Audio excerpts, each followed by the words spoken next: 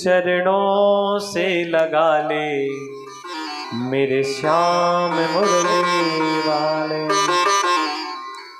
देखा विधि विचार सब लायक दक्ष ही कीन प्रजापति नायक।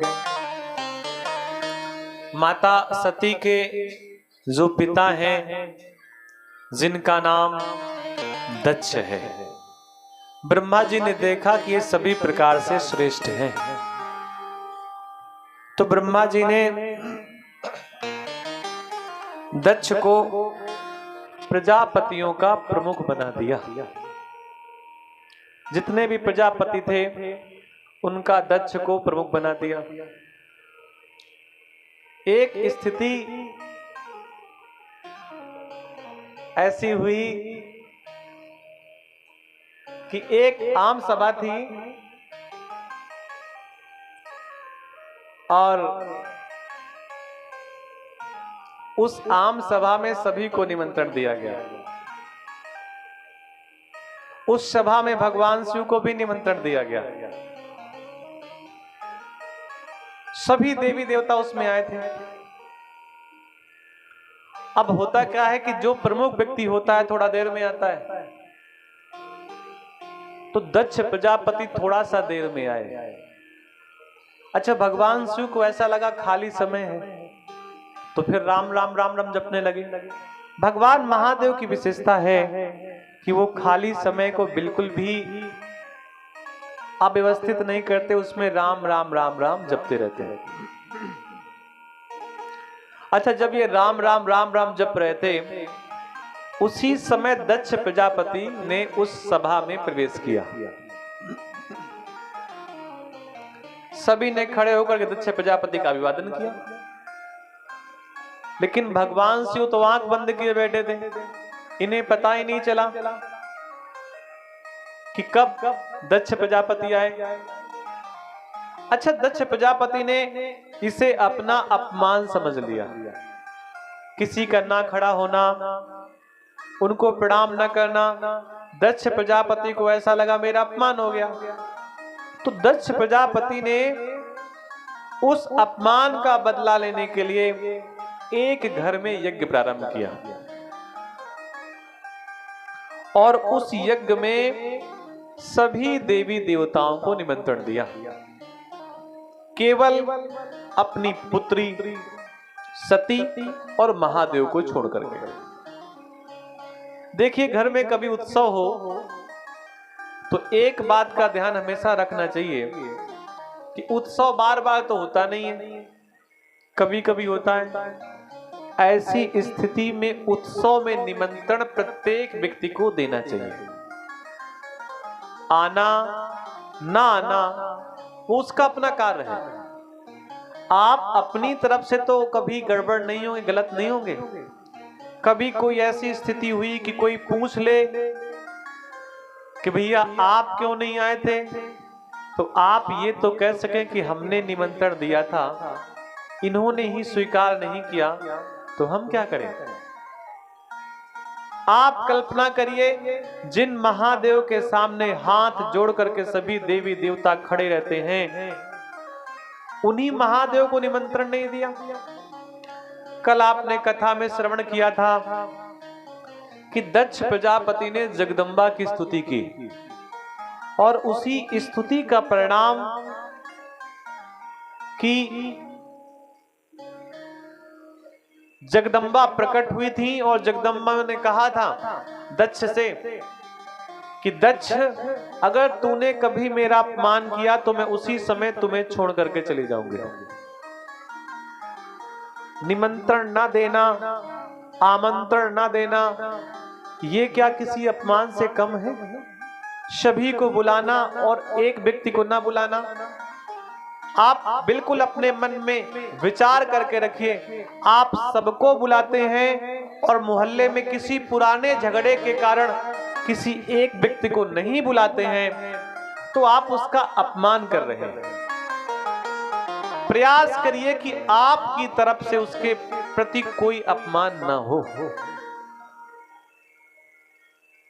देवताओं को मालूम पड़ा कि भगवान शिव को निमंत्रण नहीं दिया गया, माता सती को निमंत्रण नहीं दिया गया, तो देवताओं ने क्या किया, रास्ता तो कोई दूसरा था लेकिन कैलाश से निकल करके गए।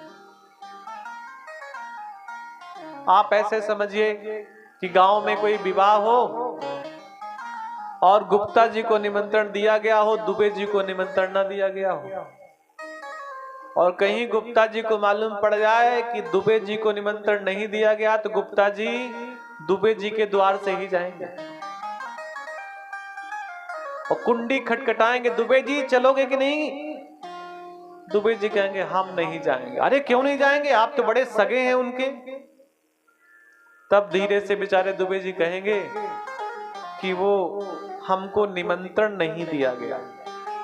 तो गुप्ता जी कहेंगे अगर तुम नहीं जाओगे तो फिर हम भी नहीं जाएंगे। अंदर से जाने का पूरा मन है, लेकिन तुम नहीं जाओगे तो हम भी नहीं जाएंगे। अब बेचारे दुबे जी कहते हैं तुमको तो कार्ड मिला है, तुम जाओ। तो पता है गुप्ता जी शर्माते शर्माते क्या कहेंगे, वो तो तुम कह रहे हो इसलिए जा रहे हैं, अन्यथा भीतर से हमारा जाने का बिल्कुल भी मन नहीं था।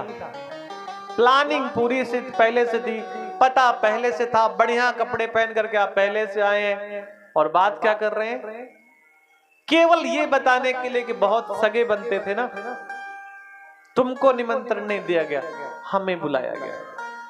क्या आवश्यकता थी कैलाश के ऊपर से जाने की? अरे किसी और रास्ते से चले जाते। माता सती दुखी बैठी थी, तो माता सती ने जब गाजे बाजे बाजते हुए अपने कैलाश के ऊपर जाते हुए देवताओं को देखा, तो पूछ लिया माता सती ने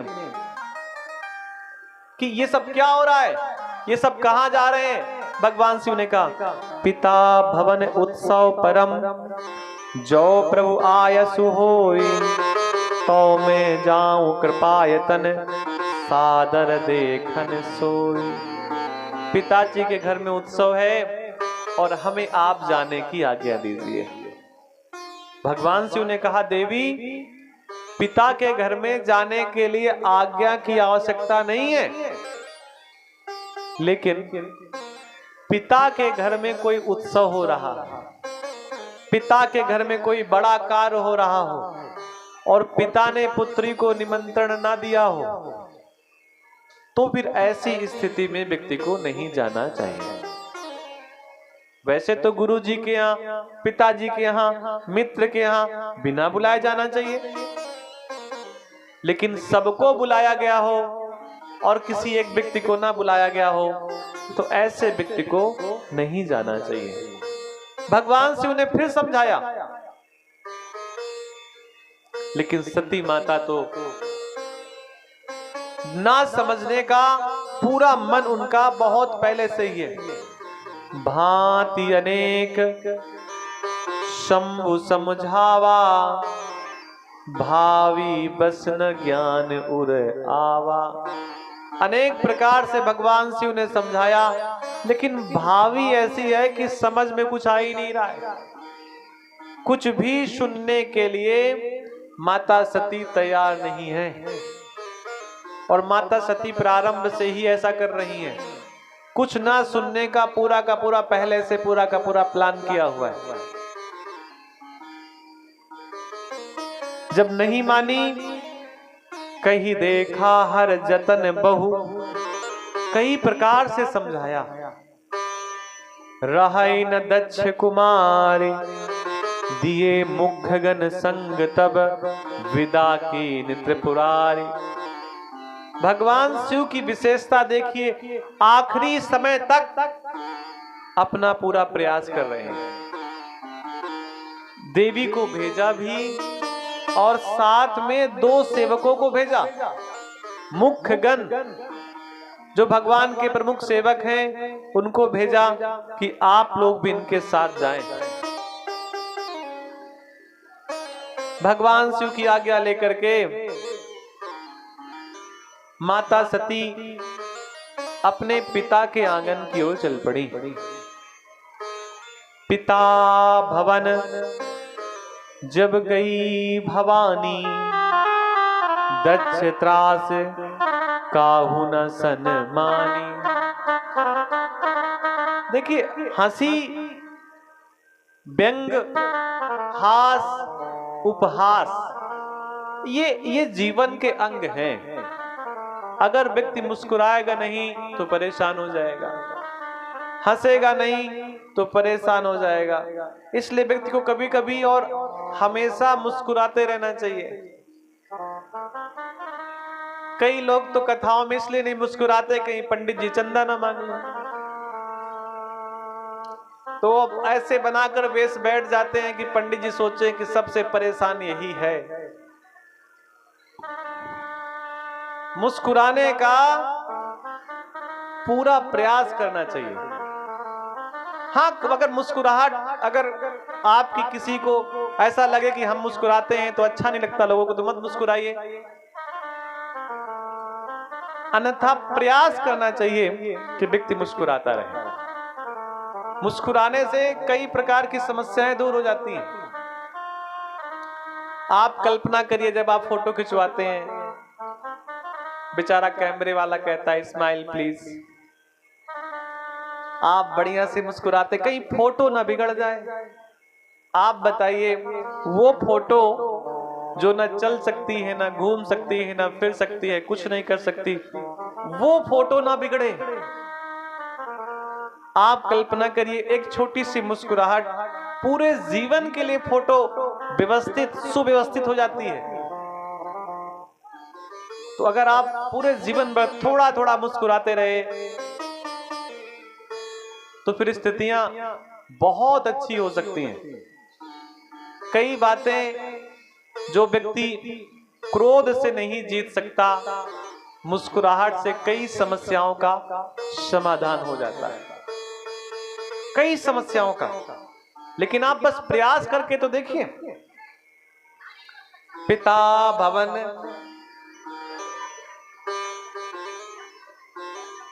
जब गई भवानी,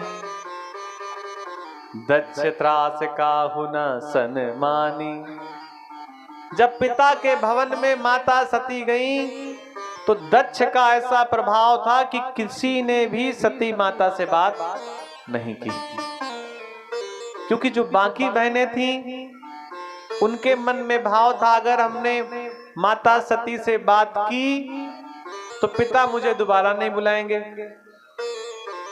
सभी सेवक सेविकाओं के मन में भाव था, अगर सती माता से मैंने बात की तो मेरा मालिक नाराज हो जाएगा, मेरे स्वामी नाराज हो जाएंगे। इस प्रकार किसी ने भी बीच में बात नहीं की, केवल एक, और बताए वो एक कौन? सादर भले ही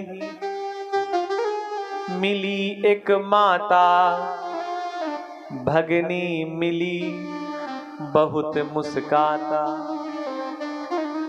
भगनी बड़े मुस्कुराते हुए मिली, बड़े प्रेम से मिली, बड़े हंसते हुए मिली।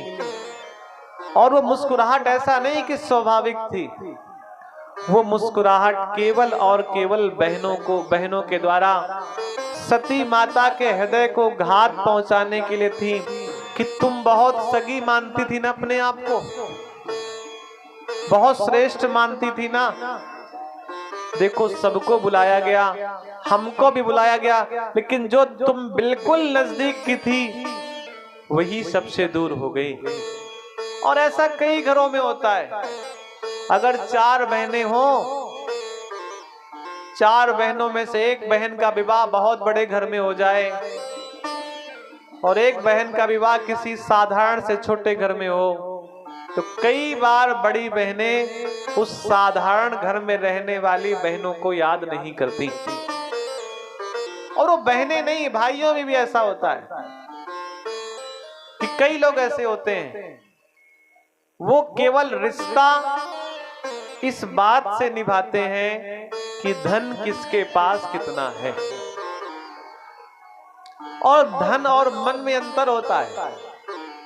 जो मन से रिश्ते निभाए जाते हैं वो भैया बड़े लंबे समय तक चलते हैं। अगर धन के रिश्ते बड़े मजबूत होते तो सुदामा और कृष्ण जी की मैत्री कभी ना होती अगर धन के रिश्ते बड़े मजबूत होते, क्योंकि वहां पर एक तो बिल्कुल निर्धन है और एक दुनिया का साहूकार सेठ है। तो मित्रता मन से होती है, मित्रता भाव की होती है। मित्रता का मतलब धन नहीं है। अगर धन के कारण मित्रता हुई है तो निश्चित मानिए धन कभी नष्ट भी हो सकता है,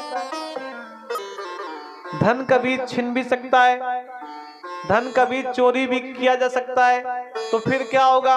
फिर तो मित्रता चली जाएगी, दूर हो जाएगी, नष्ट हो जाएगी।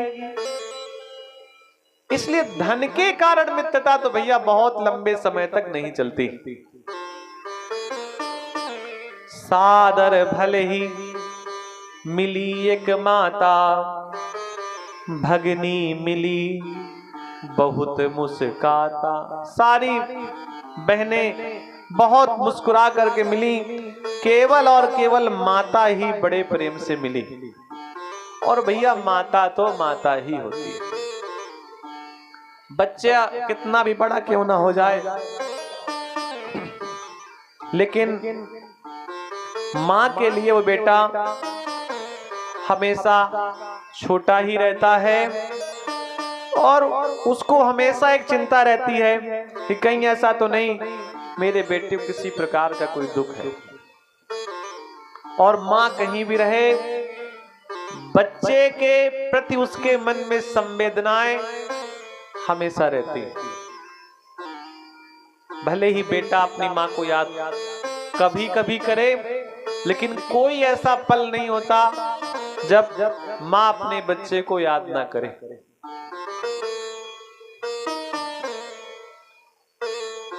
और ये वही एहसास कर सकता है जिसके जीवन में कभी मां बनने का सौभाग्य मिला हो या वो अपनी मां के निकट रहे हो।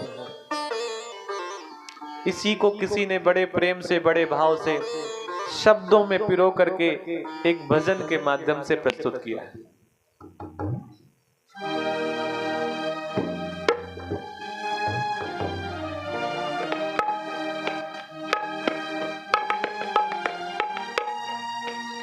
माँ ओ माँ, ओ माँ प्यारी माँ, माँ